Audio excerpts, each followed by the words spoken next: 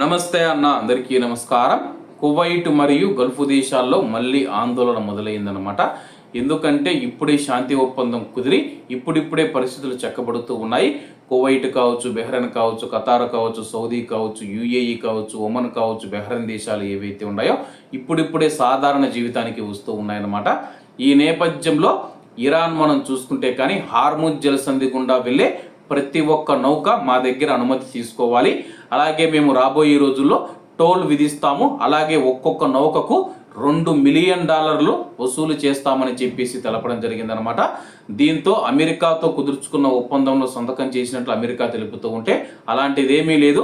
Hormuz జలసంధి గురించి మేము ఎటువంటి చర్చ చేయలేదని చెప్పేసి ఇరాన్ చెబుతూ ఉందన్నమాట. దీనికి సంబంధించి పూర్తి వివరాలు రావాల్సి ఉందన్నమాట.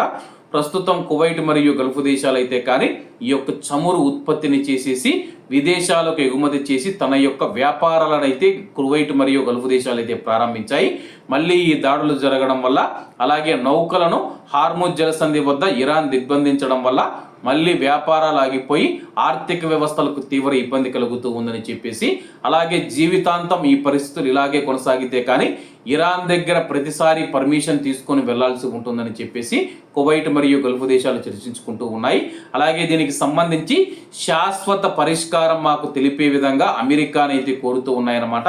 హార్ముజ్ జలసంధి గురించి మాకు తాత్కాలిక పరిష్కారాలు వద్దు, శాశ్వత పరిష్కారం కావాలి. ఆ యొక్క శాశ్వత పరిష్కారం అతి త్వరలోనే కావాలని చెప్పేసి కువైట్ మరియు గల్ఫ్ దేశాలు అమెరికాని అయితే అడుగుతూ ఉన్నట్లయితే స్థానిక మీడియా మరియు అంతర్జాతీయ మీడియాల కథనాలు వస్తూ ఉన్నాయి. మరి అమెరికా ఏ విధంగా స్పందిస్తుందో వేచి చూడాల్సి ఉంది. అలాగే ఇక్కడ మెయిన్ విషయం ఏంటంటే కానీ హార్ముజ్ జలసంధి గుండా వెళుతూ ఉన్న నౌకల నుంచి టోల్ వసూలు చేస్తే కానీ ఇరాన్ మనం చూసుకుంటే కానీ కోట్ల డాలర్ల డబ్బు సంపాదించవచ్చని చెప్పి ఆలోచిస్తూ ఉన్నాయి.